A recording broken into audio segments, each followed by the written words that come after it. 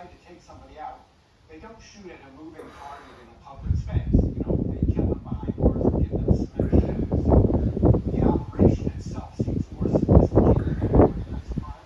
But Michael's absolutely right. Organized crime role in the events of 1963. Organized crime helped silence the CIA pawn, Lee Harvey Oswald. Mike Baker, let's take a look at the clip of Lee Harvey Oswald. This is after he was arrested.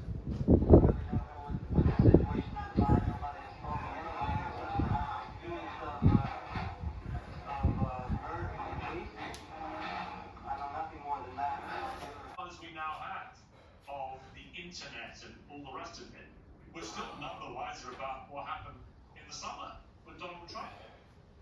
No, that's right. And it's interesting. It's not to disappear down into an unrelated rabbit hole, but if you look at it, we're in two different times, right? Now, the flow of information now in present times, access information, everybody's got a smartphone, you know, media's playing beat the clock against anybody who's got a smartphone unless they're a journalist. So you would imagine that information would have flown much quicker and there would be more transparency after the incident with Donald Trump, the first incident with Donald Trump.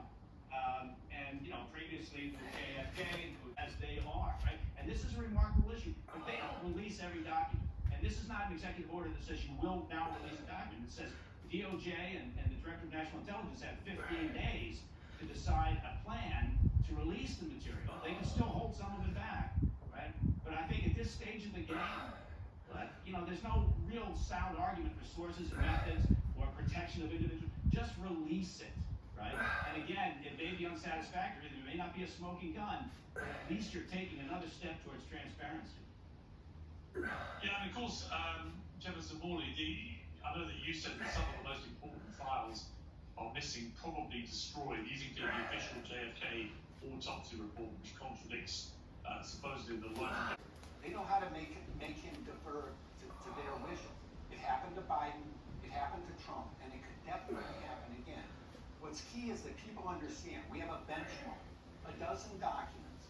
If we get all 12, Trump gets an A. If we get 9 out of the 12, Trump gets a B. If we get 6 out of the 12, we know how strong the CIA remains. It's not complicated. James Angleton's testimony to the Church Committee in 1975, 120-page document, heavily redacted. Angleton controlled the Oswald file from 1959 to 1963, so that document should be made public immediately. CIA surveillance operations in Mexico City that picked up on Oswald. There's a 77-page report on those. Yes, because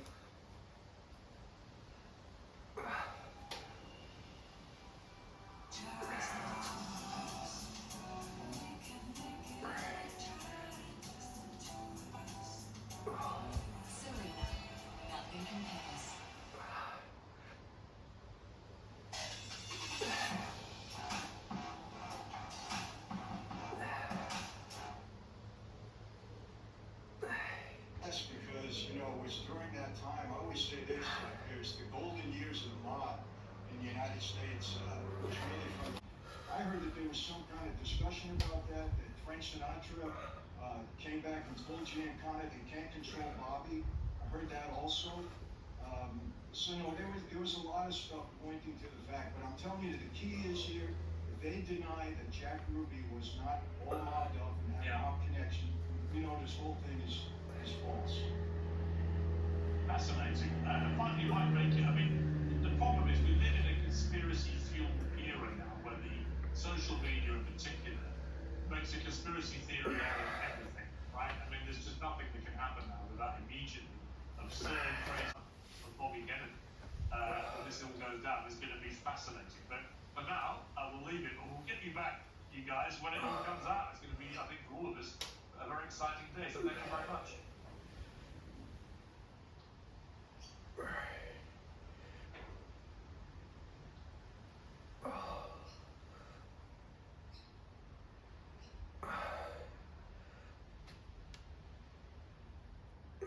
With so many holiday homes on Booking.com, there are so many Tina Feys I could be. So I hired body doubles. Wild Tina to be a part of it. Booking.com, Booking.yeah.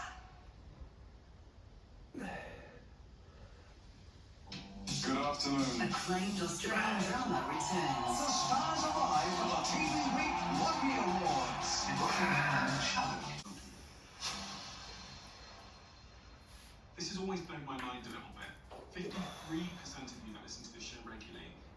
subscribe to the show. So could I ask you for a favour before we start? If you like the show and you like what we do here and you want to support us, a really simple way that you can do just that is by hitting the subscribe button. And my commitment to you is if you do that, I'll do everything in my power, be on my team, to make sure that this show is better for you every single week. We'll listen to your feedback, we'll find the guests that you want me to speak to, and we'll continue to do what we do. Thank you so much. Chase Hughes, who are you and what is your mission? I'm a behavior guy, behavior expert, and I think I've just set out to teach people that there is an entire world that other people can't really see, don't have access to. And I think for the last, their level of observation, like can they read the room, can they read the person that they're actually talking to, and their level of communication. Can they speak influentially? Can they talk about outcomes in a way that inspire people and motivate people, and can they communicate in a persuasive way that moves people? And who exactly have you worked with? Lots of government agencies. Notably, I've worked with intelligence agencies. I've worked with the Psychological Operations Department, U.S. Army, which is the Special Operations Command. I've trained a lot of the U.S. Navy leaders nowadays, and a lot of civilians are my main base of clients right now. What do you mean for intelligence agents? So when we talk to intelligence agents, the number one thing that we train them in is recognizing human behavior. And we also teach interrogation. And we tend to teach, like if I'm doing an interrogation, it's kind of the same as if I'm an intelligence officer somewhere trying to talk somebody into spying on their own country for us, where I thought I was going to lose my brain, and I was desperate. I'm just wondering, how's my family going to feed itself?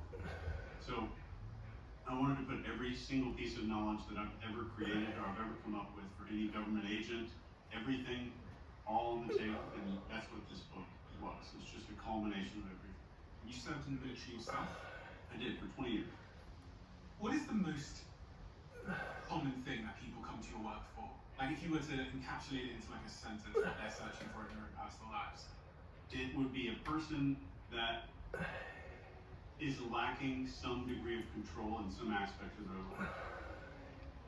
And it's typically, they think they need skills. Most of my clients come to me saying, I want the technique, I want the skill. Teach me the recipe to do X, Y, and Z. What do I say on the phone? Give me a new sales script. So I have this model called the ACS in a conversation and the level of authority that they might have. And I don't mean hierarchical authority, I just mean personal authority. But they don't know it. They think it's, I need more social skills, I need to learn small talk, or I need this little technique. So every time, the one thing I tell every client is, if I give you a flight checklist right now for a small plane, Cessna 172, are you a pilot? No. Having this little checklist of what to do does not give you the skill. So a lot of that, so much of that comes from comfort. And the problem that a lot of people have is they're competing with other people on height, on looks, on social status, money, hierarchy, confidence, all this other stuff. The number one thing you need to compare yourself with other people on is comfort. That's it. Other people in the room. That's it. Just adjusting the speed limit on your body. So if you were standing in a swimming pool, how fast would your arms and legs move if you were underwater?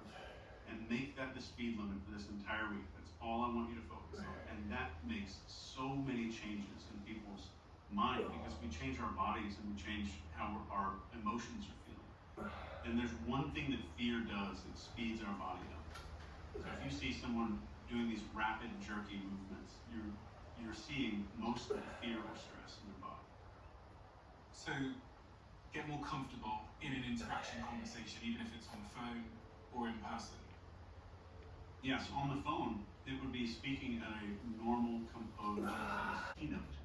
So this guy calls me and he's like, what's your hourly rate? And I said, $6K. And I said, that's including travel and all that. And the only thing he didn't say anything on the phone. He just goes, That's it. He just made that noise. And right away I said, oh yeah, but we could do a discount. I could probably do like 5K. We could even take some off 50%. I could even take 75% since you're here, and I can do this. And just made up excuses. And I almost got to the point where I was like, let me pay you. I'll give you some money if you come let me speak on stage for you. And that's collapse. So I'm in collapse in some areas of my life. I'm like posture in some areas of my life. The way that we live our lives off camera, I'm sure you would agree. You just had Vanessa Van Edwards. It bleeds out in our body language. It bleeds out in not just body language, but how we breathe, how we talk, how we come across. So even if I read that article on LinkedIn of 19 ways to look more confident, and it says, well, have better posture, sit up straighter, shake hands, make better eye contact. I did all of that, and I look really presentable, but back home I've got a 8-foot pile of laundry sitting in the bedroom. My bed's nasty. I've got dishes all piled up in the sink. There's a part of our brain that's somehow dedicated. Biology class, textbook. Probably did. That was the one where they got people to shock each other. Yeah. Please explain. All right, let me give you a quick recap. It's Yale University, I think it's 1962. And Yale runs an ad in the paper that says, come help us with this study on learning, and we'll give you $20 or lunch voucher or something like that. So all these volunteers come out, and there's a tall guy in a lab coat, an official clipboard there, and there's one other volunteer, and you draw straws. One of you is the teacher, one of you is the learner. So you're led into this room, you watch this learner guy get strapped up, he's on this table getting strapped up to this electric shock machine, and every time he gets a question on this quiz wrong, you've got to shock it. You have to hit the button. And every progressive question, you increase the voltage on this machine that goes all the way up on the far right to XXX, danger, severe shock is what it says on it. But the whole time you're shocking him, you can hear the guy screaming on the other side of the wall. He's screaming, and midway through the process. So people with authority tend to sit up straight, but they don't sit up straight because they read an article. They sit up straight because they see the world a certain way. And that's so much of a difference between changing my worldview versus changing my posture. It's very different outcomes, and we're still generating those gut feelings in people. Interesting. Have you worked with any people that come to you and they've got a clear authority problem? Is there a particular example you can think of where you were able to help them turn their life around? Many, hundreds. Give me your favorite example. My favorite example is a big CEO. He's in Los Angeles, and he asked me for skills. He starts off, I need the flight checklist. I don't need to learn to fly, I just need the checklist. But it takes me a while to kind of walk people back and say, look, let's get to the root of this. Because you can't just openly say you have an authority and comfort problem. And his employees would like openly make fun of him in board meetings. Okay, per month, they're like $4 million a month. All his employees were on board. He had this huge shift. The problem comes when you're a coach and you make someone's life change that fast. They have to have an excuse. They can't go back to the office and like they're different, right? So they have to say this thing happened to me. I had this thing. So that's the first thing I work out with every client is like you're gonna have to go back and tell me. You know what you're doing, or you see. I think I can tell that as a podcaster. Yeah. So and they never go away. So the difference between a person who's confident and a person who doesn't have confidence is that they hear those voices as truth. And I hear them, or somebody with confidence hears them as fiction. And they're both listening to the same thing. So I don't mean to use you as that example, but that's the easiest way to describe it. And then just fundamentally changing how you hear that voice.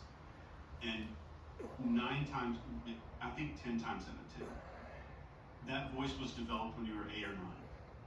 What did that kid do? And this is what I would ask any of the clients. What did that kid do to make friends or keep them? So friends, to feel safe, and we're in the safety, like brings these things into adulthood. And they just modify. So I go from having to kiss up to a narcissistic mother to I'm gonna kiss the boss's ass every single day, and everybody knows me as the office kiss ass. So they just translate from child to adult behavior. And if I can start understanding that, then I can start getting that person to understand the fundamental way to change their life, and I make them put those phrases out in the open. and you're just covered in wrinkles. It makes a lot of your hair kind of go away. And I make them print it out and put it everywhere, just for a couple of weeks. And now we start developing a mental mammalian relationship with our future self, which changes how I eat, changes how I spend money, it changes maybe what time I go to bed, how much alcohol I drink, and mostly where I'm getting my dopamine from. If I draw a map of everywhere I'm getting my dopamine from, and more than 50% of it is on alcohol or porn or all of these things that I don't want, you have to be very, very honest with yourself at that point of where do I need to get dopamine from in my life. And successful people, every single successful person that I've ever met has a good dopamine map. So they get dopamine from good sources instead of bad ones. And is there a relationship between discipline and confidence? I think so very much. It's like if you and I were sitting in an airport